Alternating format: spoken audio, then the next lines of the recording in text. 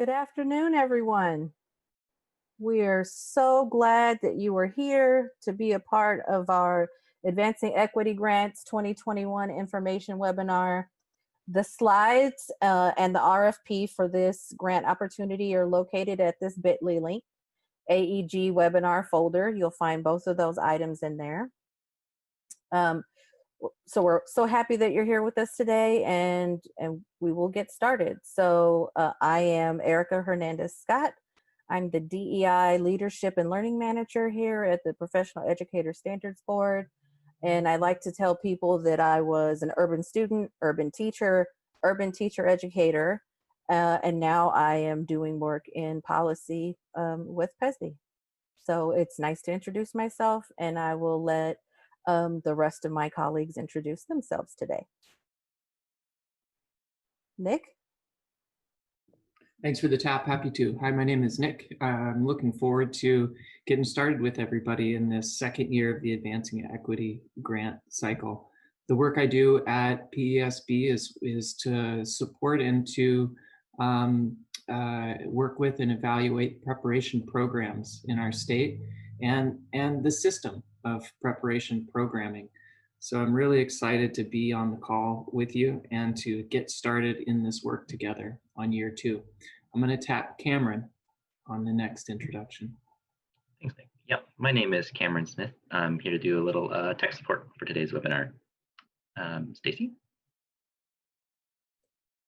Hi everyone, my name is Stacy Souders. I'm a program manager at PESB. I work specifically on educator pathways and high school teacher academies. So trying to find new entry points into the teaching profession for audiences who may not have the opportunity. Jisoo. Thank you, Stacy. Good afternoon, everyone. My name is Jisoo. I'm also program manager at PESB. Working mainly on educator assessments, endorsement competencies, and other prep and program support. It is really nice to see you all today. So here's the overview for what we're going to do today. We've already had our welcome and introductions. We'll have a land acknowledgement and a moment of silence.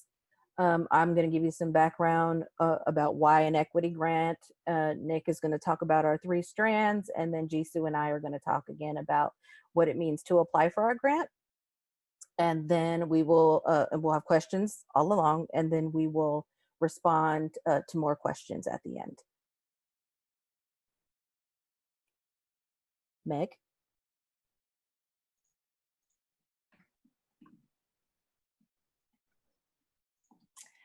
We'd like to start our meeting with a land acknowledgement, recognizing the Indigenous people who have historically been moved from their homelands and territories.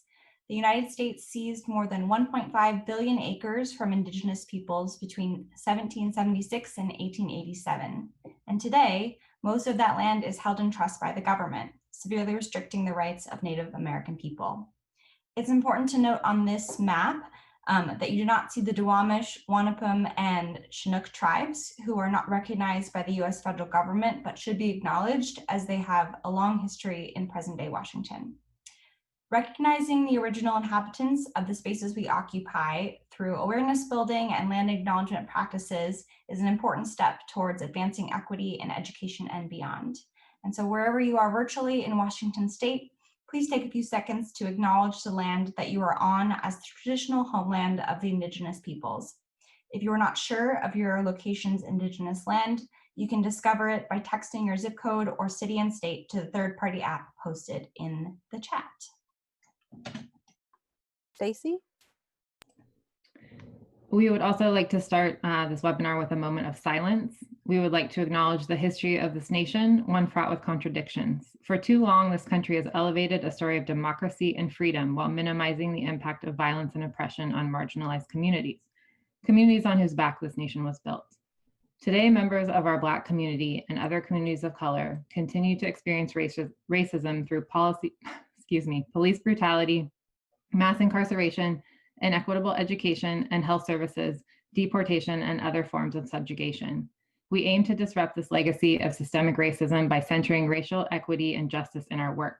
This is how we stand with our communities of color. Before we begin, we want to offer a moment of silence to consider these words and how you might join us in this work.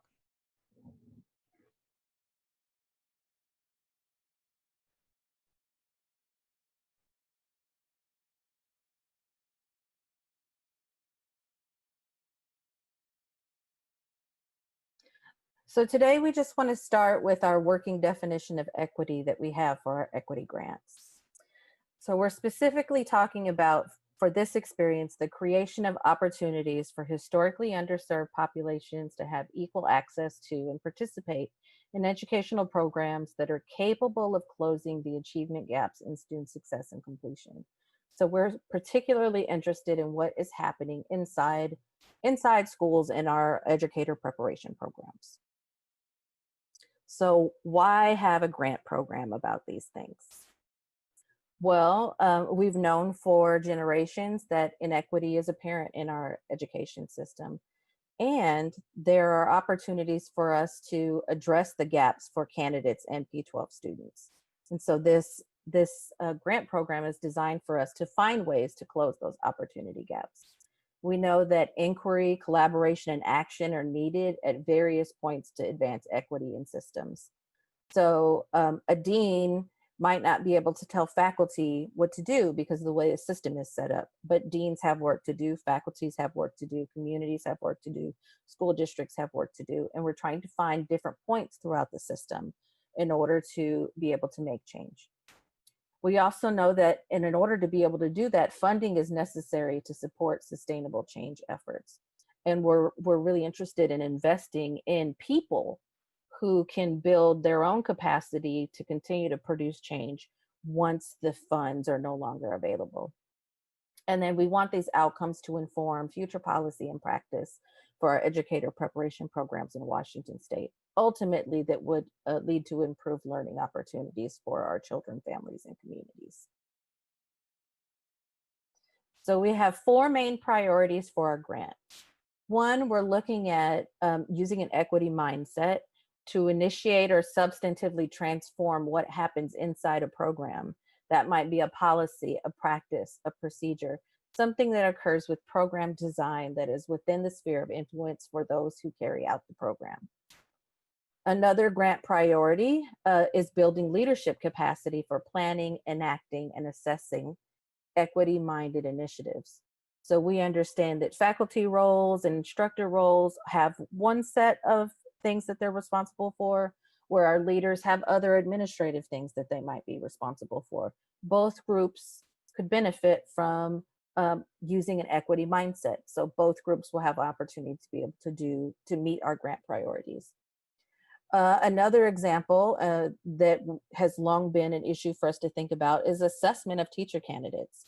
So we know right now that we are in the midst of a pilot that is going to be using case-by-case exceptions for content knowledge, so West E, West B, and the use of multiple measures regarding performance on the EdTPA. And so given those assessment practices, there will be an opportunity to address, to perform a line of inquiry, to reimagine what teacher assessment could look like in the context of those two things. And then our last priority, which is one that all of our grantees can meet, is the inclusion of teacher candidates, educators, and community members as partners in advancing equity. So equity work is everyone's work, and everyone's work might look a little different, but we're all moving towards the same goal. And so each of you might be meeting 2 of the priorities because you've chosen one of the first 2 and the last one, and that's totally fine. We might have an institution that has grants that they're wondering about for all 3, all of the first 3, and we can talk about what that might look like later. So if you are awarded a grant, what does that mean you will do? It means that you will participate in a community of practice. So we are aware that we have many people on our webinar today who have very interested in equity, have been interested in equity and been doing equity work for a very long time. Those folks will have an opportunity to teach us about what they've been doing. Folks who are, we recognize that there's a lot of strength in the grantees, and there will be an opportunity for knowledge sharing with our prior knowledge and with new knowledge that we acquire through the learning experience. There's an expectation that you will implement an equity-minded change initiative that is important for your institution, for your candidates, for your community. So what a person does in a more rural part of the state might look different than what someone does in an urban part of the state, but both would be expected to have an equity-minded change initiative that works for and is responsive to the people who live in that community. The other expectation would be sharing resources and promising practices to advance equity and educator preparation. So we're looking at creating a hub of things that people are doing around the state that can easily be shared. Now my colleague Nick is going to talk to you about the 3 strands that we have of our grant. Thank you, Erica. Glad to. Erica's brought up a lot of great points here related to the work in equity is broad scale. It is in that way all of our work. And if it's all of our work, it's each of our work, and we're all situated differently. And so that's why one of the innovations that Erica has brought to our team and to this project this year is to differentiate this grant into different work areas, so that wherever you're situated in a program or within the system, you've got an opportunity to create an initiative. You can think of that as a lever that you can then put into the most effective application that you can based on where you sit in the system. So the 3 areas that we're looking at: advancing equity, leading equity, and researching equity. With advancing equity, we're talking about program. Within the program. Leading equity, we're talking about across the system. And with researching equity, in this case, we're talking about specific research on statewide assessment policy strengths and support. So to you folks who are joining us, and also those who are listening to this recording in the future, think for a second about why you joined up, and think about that project that you may be toying around with, or you may have fully formed in your mind. Consider which of these does it fit best. We'll pause here so you can think for a moment about this project and about the way that we're creating these different and differentiated opportunities. Notice the grant amounts. These grant amounts represent our best effort to use as much money as we have access to create as much opportunity as we can, to kickstart, jumpstart, boost, juice the kinds of efforts that you folks are going to make.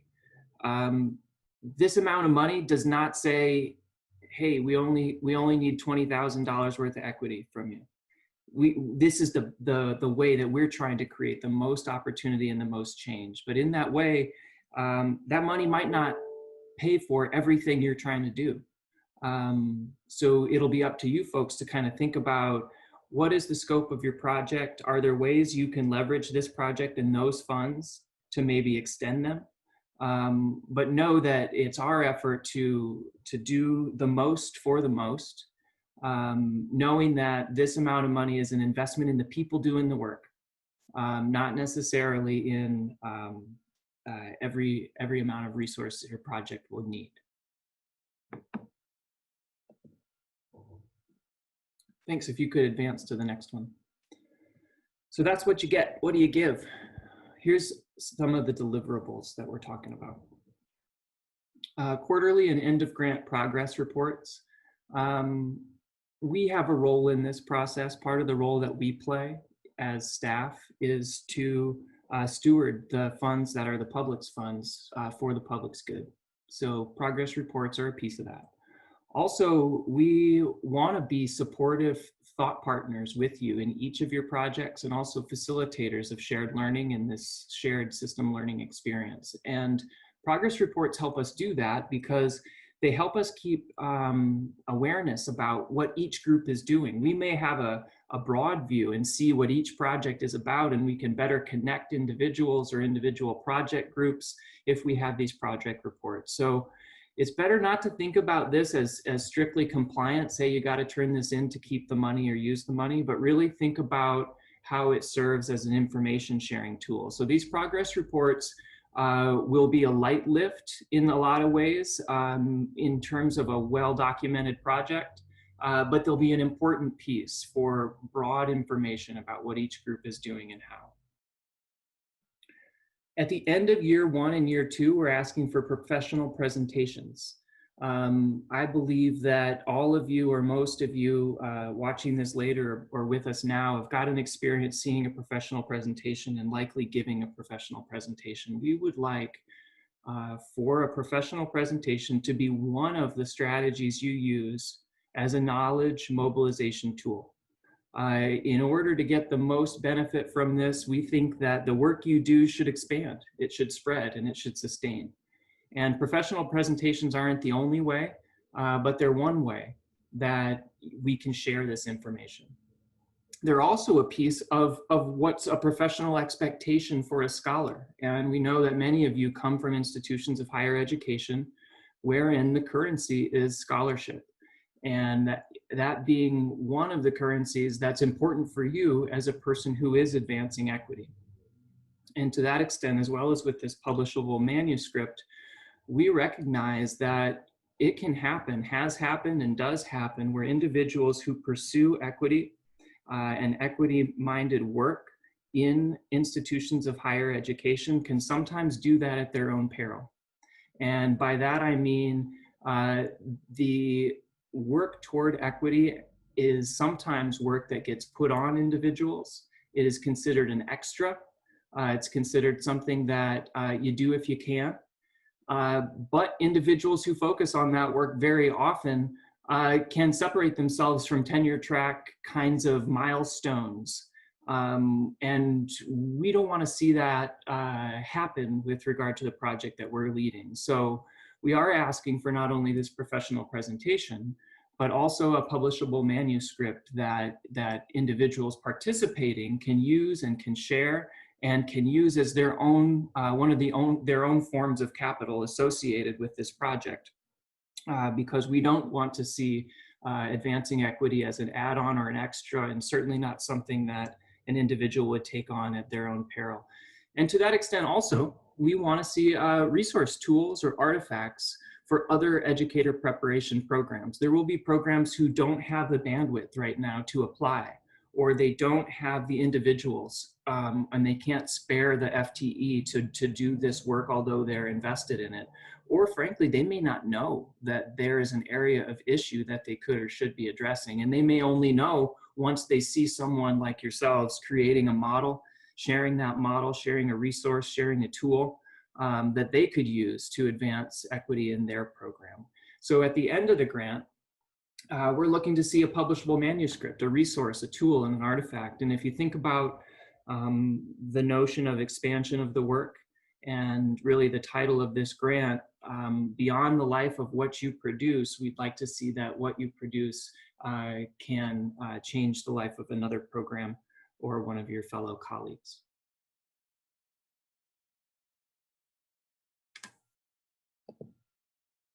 So some things you might be wondering about. What if we want to submit multiple applications? Yes, good idea. Just don't submit the same application to multiple strands, because that would represent not having an extremely clear focus, and also might represent not having really differentiated who's working on the team to the most benefit, or the position that you sit to the most benefit. So you may submit multiple applications, just not to the same strand.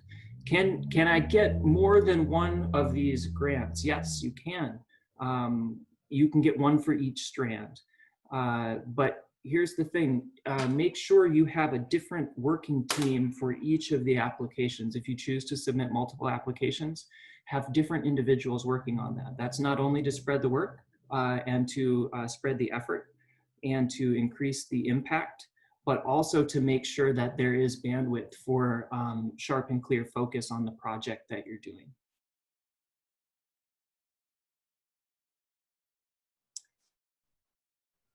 Did we have any other questions related to this? There is a question in the chat that I'm going to read for the panelists to answer. Are you looking for a deliverable both as a publishable manuscript and a more explicitly practical or applied tool as outcomes that more successful applications will include both? I'll kind of reprise and offer a thought and then ask Erica if you'd like to add on.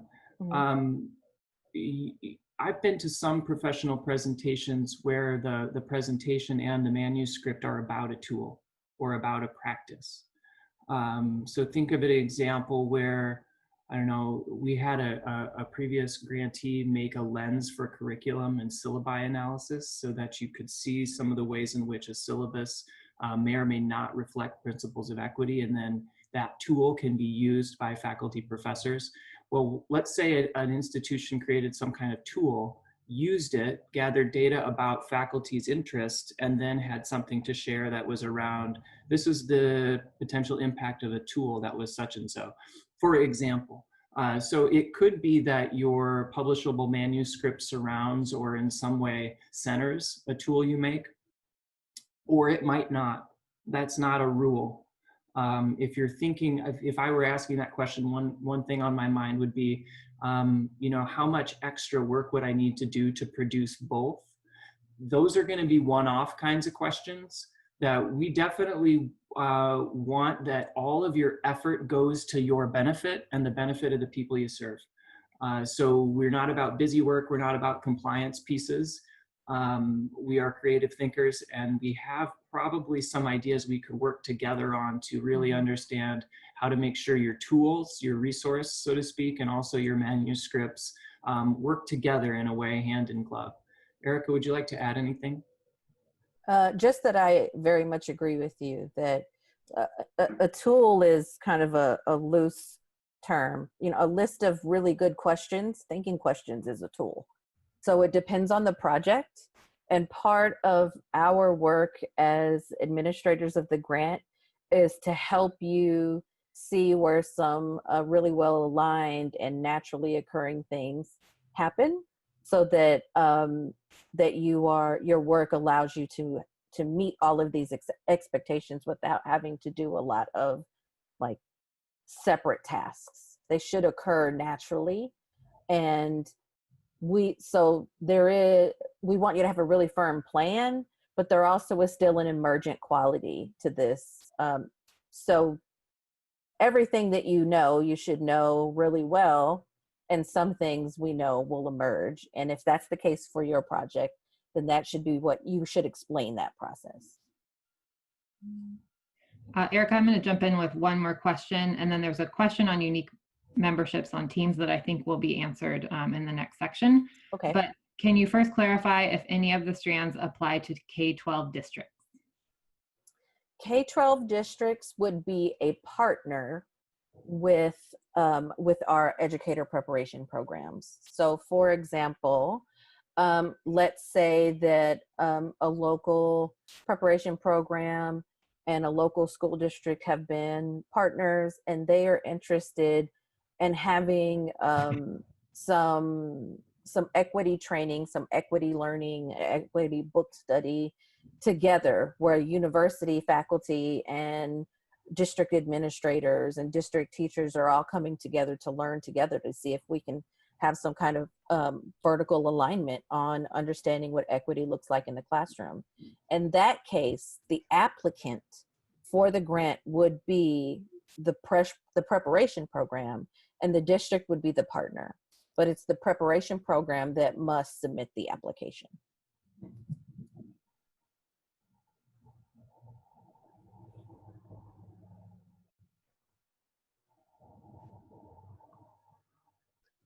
So now my colleague Jisoo is going to give you an overview of the first half of our application. Thank you, Erica. From now on, we like to share information about the application process and components. You can submit your application through the Survey Gizmo link that we are going to share. And there are 10 application components that you need to submit, including team membership, project description, literature review, data narrative, alignment of standards, goals, assessments, action plan, budget narrative, sustainability, letter of support, and IRB, particularly for the strand 3. So we'll give you more details on each component throughout this webinar, but also the full guidance is available through the link that you can find on this slide. So the full guidance has more detailed information. All right, so in the part 1, I will go over the first 5 components of application. Next slide, please. First, team membership. We hope programs use this grant as an opportunity to initiate a change, and an organizational change, as you know, always requires a collaborative team efforts. Thus, we ask you to describe who participate in this equity grant work as a team member. Then, who should be involved? It may be different from one strand to another. So please make sure you read the description of the team memberships carefully for each strand, especially for the strand that you are interested in. For all strands, make sure you include 2 PASB liaison. The liaisons, one of the liaisons and one other team member must be present for all live and virtual meetings hosted by PASB, and these liaisons will play a key role in terms of communications between PASB and the Advancing Equity Grant team. We also encourage you to include candidates, educators, community memberships as authentic partners. I think Erica just explained how the K-12 districts can involve in this work. So you can, K-12, you can definitely have partners with candidates, educators, and community memberships. For this part, we ask you to provide the information, not only of the contact information of those team members, but also the descriptions of the assets and contributions for each member. We provide the template that you can upload this information through the survey gizmo. So you have the template to complete this section. All right, next slide, please. Just a second, Jisoo. I wanted to respond to the question about unique team membership here. Mm-hmm. And a smaller program might have someone that serves as both dean and director of an MAT program. So it is based on like the number of people in your organization. You might have someone in your team membership actually occupying 2 roles. Like they're both faculty and the dean, and they need to do both roles based on just on the number of people in their program. That is totally appropriate. You would just indicate that on your team membership form. You are welcome to look for other people if you don't want to do that. I think it really is tied to what your project needs. So if you do have people occupying 2 roles, you might want to look when you are documenting the assets and the ways that different team members are going to contribute to the project. You might see if you have any gaps and determine if you need another member that could bring in some assets that that might be needed.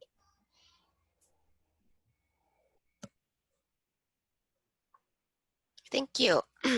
Next slide, please. Oh, this project description. All right. So the second component of the application is the project description. In this part, we like to hear the overall project description with words of equity-focused change. So please make sure that you describe how you want to make the equity-focused change in your organization. And in addition to the connection to the equity, it is also important to make clear connections to the strand that you choose. You have about 150 words for this section, so please make sure that you being concise when you describe the project description. All right, next slide, please. The third component is the literature review. This is the section where you can demonstrate your understanding of equity in educator preparation and other relevant fields as necessary. We ask you two things in this section. First, please synthesize the relevant literature. And next, identify the gaps in knowledge and practice that you will address. Again, you have 250 words for this section, so you may want to be really concise on this section. Many of you have, I think, have done the literature review, and sometimes it is not easy. It is more challenging to do the literature review in a short section. So you maybe really want to be concise here and make a clear point. All right, and next slide, please. The fourth component is the data narrative. We ask you to provide the relevant data with a story. Please tell us the story of why your project is essential work and substantiate the need using the data that you have. You can include charts, tables, graphs, etc. To provide your data, please upload your attachment. You'll have an option to upload your attachment for this section. This section, you have 250 words. Next slide, please.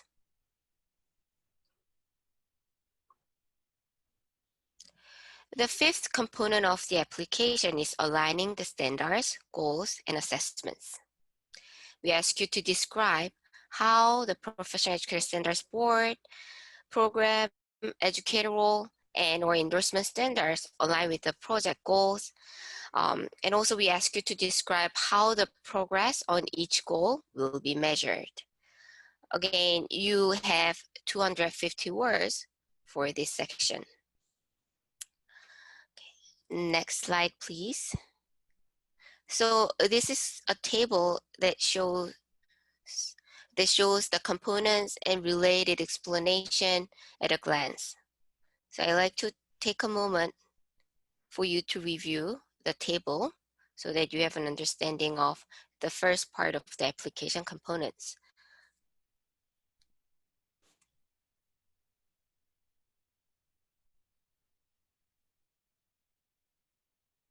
Jisoo, one thing I'd like to note now that we can see these first 5 components is that the things that are being written as a part of the grant application also will become part of that publishable manuscript. So we are trying to make sure that that all the work that we do can serve multiple purposes. So your project description, your literature review, substantiating the need for your project, alignment, being clear about goals and assessment. All of those pieces will be things that go right into the publishable manuscript at the end. So, you know, a good chunk of the deliverable, one of the deliverables that you will be able to use for your own publication later is already going to be completed as a part of the application project. Mm-hmm. I think that's a good point. Thank you, Erica, for pointing that out. I also see some questions from the Q&A session. Do we want to compile all these questions and answer them all together later, or do we want to address these questions now and move on to the next part? What do you think, Erica or Stacy? Stacy, do we have questions that are specific to these first 5? Yes, I was actually just about to jump in. So Jisoo, I can read these questions so the whole group can hear them and maybe you all can answer.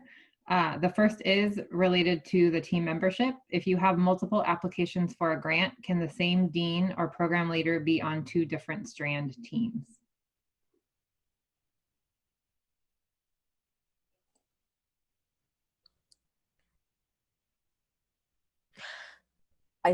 I think it depends on what role you want the dean to play in each project.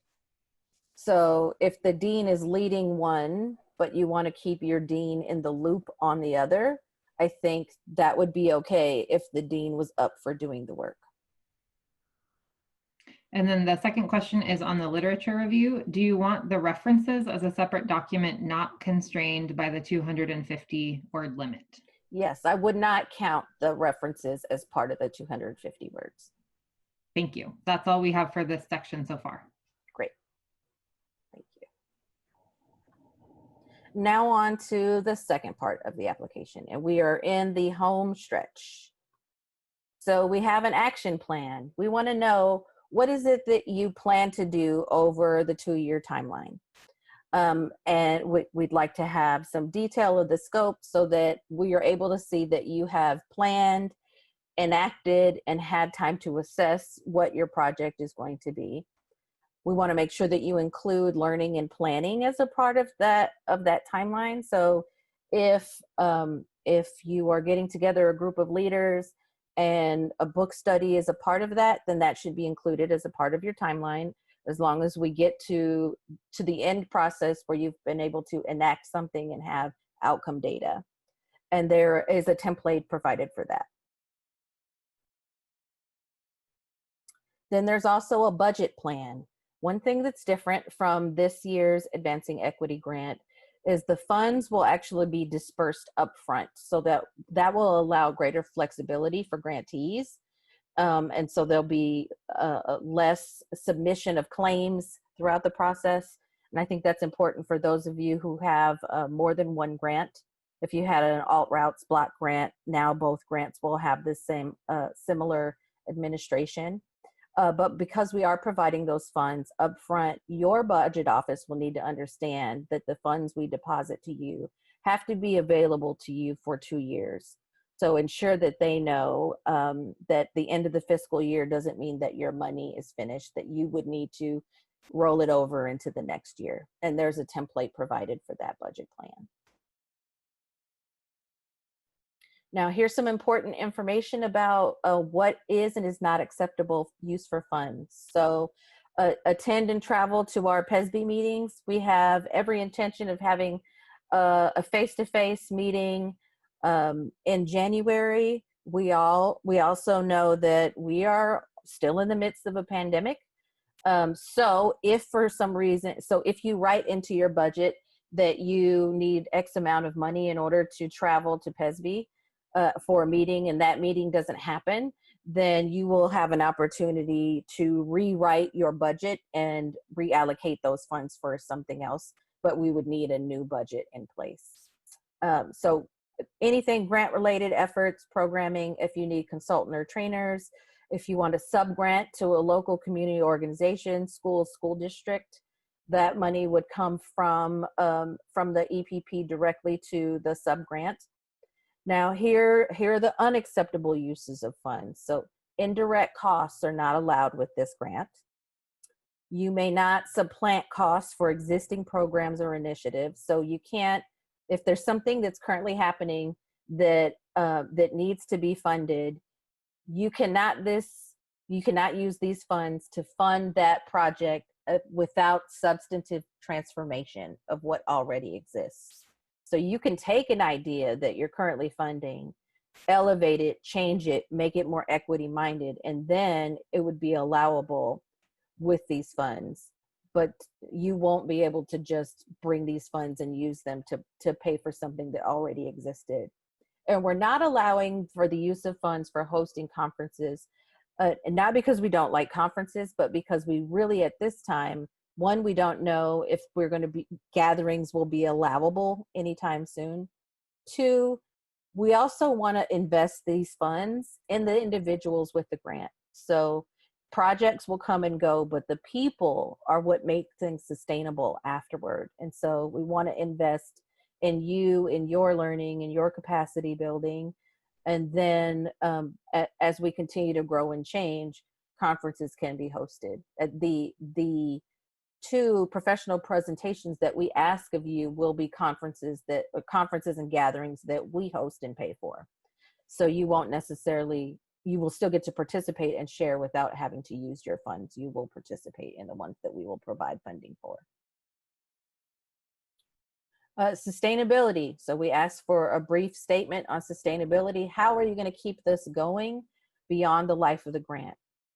So equity is about impact and change. So what are you going to change so well that it cannot return to the status quo when the grant is over? Think about what that looks like.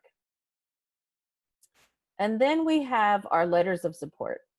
And one of the things that sometimes happens with letters of support is that they can be generic, and perhaps sometimes you might receive the same, different groups might receive the same letter.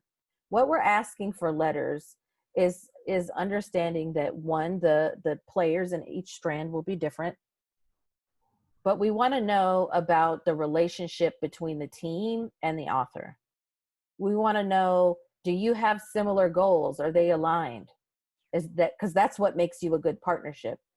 At what level will the person writing the letter be involved with the grant project? So the person who asked the question about could the dean be on 2 teams?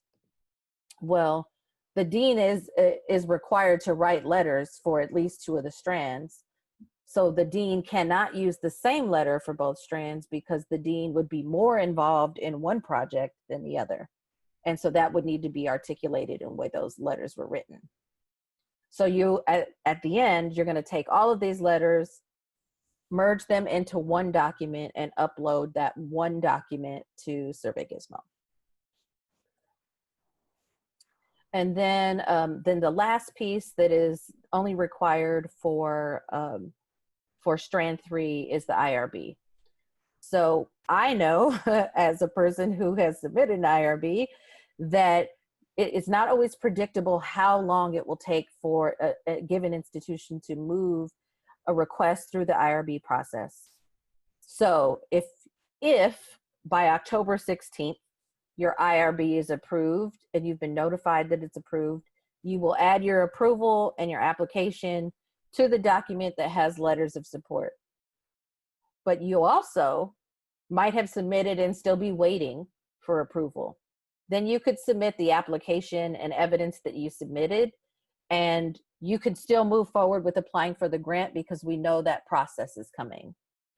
Or you may have already been through the IRB process, and now the IRB has told you, we would like to see this change here, this change there. You're in the middle of revising it, and our deadline is approaching. You're going to submit the application and evidence that you're revising and submitting, include that with your letters. You can be awarded a grant if your IRB is in progress before the deadline. So the deadline is October 16th. At a bare minimum, you need to have completed your IRB application and submitted it for review.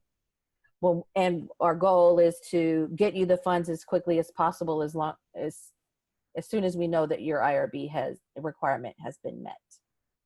If you are at an institution that is not an institution of higher ed and you don't have an IRB available, you can email me and we will work with you to either find a partner institution, but to find you a partner institution in which you may borrow their institutional review board. But that's on a case-by-case basis. And but our goal is to work with you to get that to happen. And just like before, we have an overview template that lets you know which ones require an attachment. If it requires a template, that link is provided. And it lets you know which place has a word limit. Our goal, especially around having consistency around word limits, is to do a couple of things. One, it's to ensure that you're being really concise and clear about what it is you're going to do. Two, it ensures that we will have greater inter-rater reliability by making sure that the amount of cognitive energy taken to review an application does not provide any undue influence to the review process. So we really want you to stick to those word limits because we don't want anything to interfere with the process of reviewing each application. So here's some tips for completing your application. Do like many of you've done, like I have done. All of the questions are on the RFP, so you can complete all the parts in advance. If you're working with your team, you can put them all in a Google Doc and all of you work on different parts at a time. There is a scoring guide, and the scoring guide has very specific criteria in it indicating what we are looking for. So use the scoring guide, review the pieces that are there, the criteria that are provided around what a response is that meets or exceeds expectations. Because if we have any variation in rater scoring, we're going to go back to the scoring guide in order to reconcile. So please use that as a tool. It was designed to be a teaching tool as well as a scoring tool. There are also checklists in the RFP for your strand. So who are the people that need to be in strand 1 are not the same as strand 2 or not the same as strand 3. So we have a checklist of the pieces that are unique for each strand in order to help you keep track of those. And then also allow ample time for your letters of support. You know, so typically, I think the kind of area standard is 2 weeks. So, and we're more than a month, just about a month away from the due date. So you have plenty of time to get your letters of support and get those back to you and then uploaded into one document. We will not review incomplete applications, which is one of the reasons why we made those checklists. So please be very mindful that all of those pieces are there. We have our summary templates, we have the RFP. We want to make sure that all of those things are there. And after you submit, if you would like Meg or I to go in and just make sure that all the components are there, we'll happily do that for you. But after October 16th, that we will not be accepting anything that is not complete. So please be very vigilant about that. So next steps, our proposals are due on October 16th. Awardees will be announced on November 13th. Our goal is to have funds in your account prior to your first grantee meeting in January 2021. I am the main contact for the grant. So even if you have a question that you think would specifically go to Nick or Jisoo, please send all communication to me and I will coordinate communication for all of us. We also have our Advancing Equity website that you can see there on the link.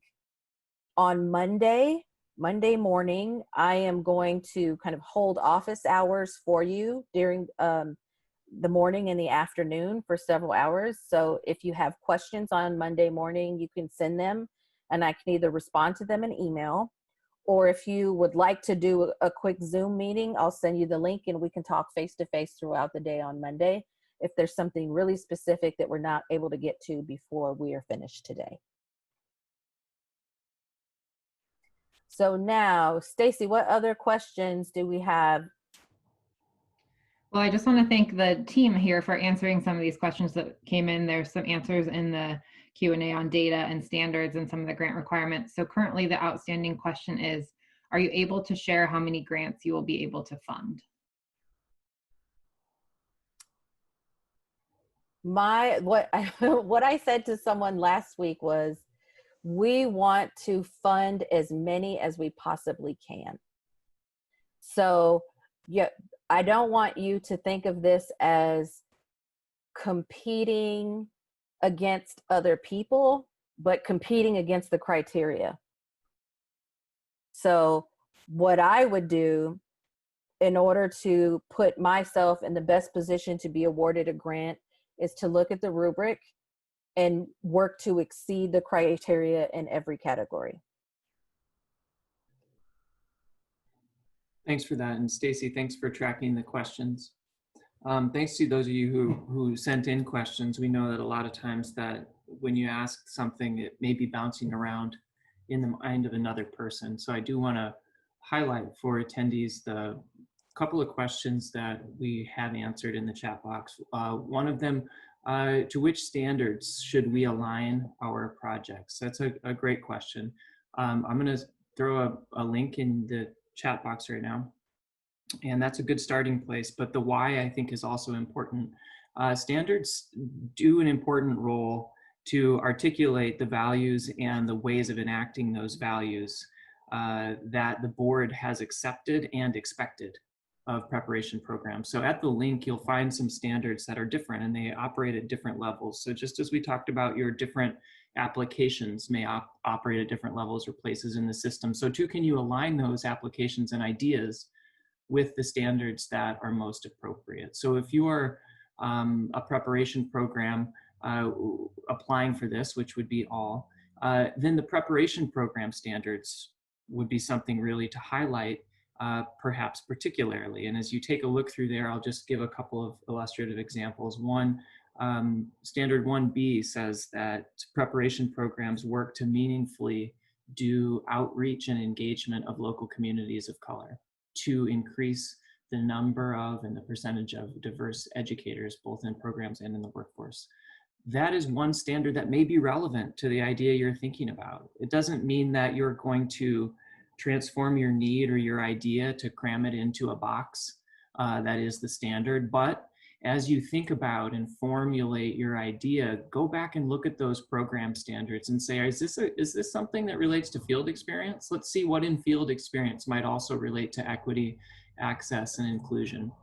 And such the same if you're thinking about outreach, or you're thinking about knowledge and skills of candidates or knowledge and skills of teacher educators. Further, if you're a teacher preparation program, or if you're a principal preparation program, you're working to develop curricula that align with the standards that are for the role. So for principals, we're talking about a set of standards. For teachers, we're talking about a separate set of standards, you know, either the INTASC standards or the NELP standards respectively. So you'll find those role standards, and it isn't a rule that you have to align with both. It isn't an idea that you have to align with the most. We're looking at meaningful connection and ways in which you could be advancing your work in a way that aligns with the standards of the board. But you know, I want to also say that the standards of the board are not only there to say what is the expectation. It is also a common language.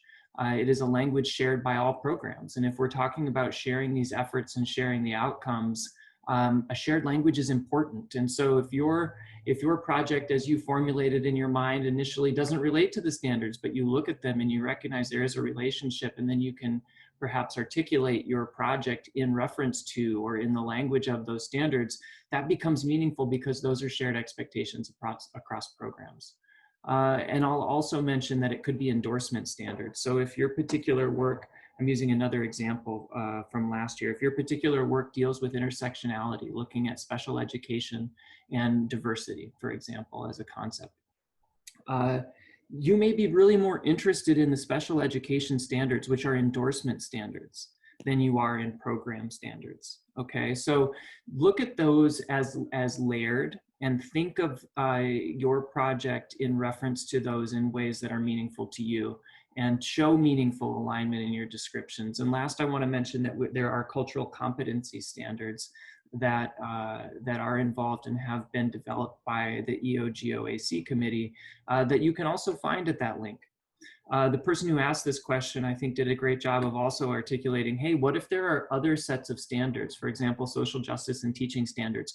We are not excluding that from consideration, but it is important that you align your work with one of the standards associated with the link provided, because those are the standards that PESB has oversight of. And so in as much as we can offer these grants through the auspices of the state office that we serve, we got to make sure that your work and the money that we spend toward that work does align with the standards that we need to uphold and support. So I wanted to expand that thought. Thank you for that question. And last, there was a question answered about research methods and methodology. If you're a small program and you don't have access to large N for surveys, that's okay if you are using qualitative methods. We're individuals who are looking at these, looking for the integrity of your approach, not necessarily the choice of your methodology. I think that's an excellent point, Nick. My own research I had 7 participants, 7 Latina teachers.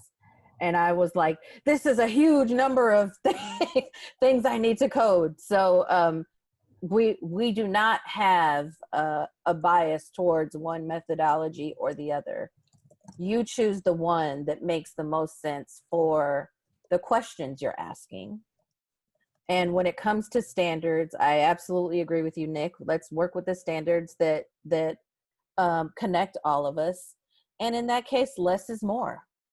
Like when I was preparing teachers and teaching curriculum design, if they had 17 standards listed on a lesson plan, I knew there was no way they could accomplish all of them in one 45-minute lesson. So it's not how much information that you provide in your alignment table, but that it's there, it's aligned, and it makes sense for what it is that you want to do.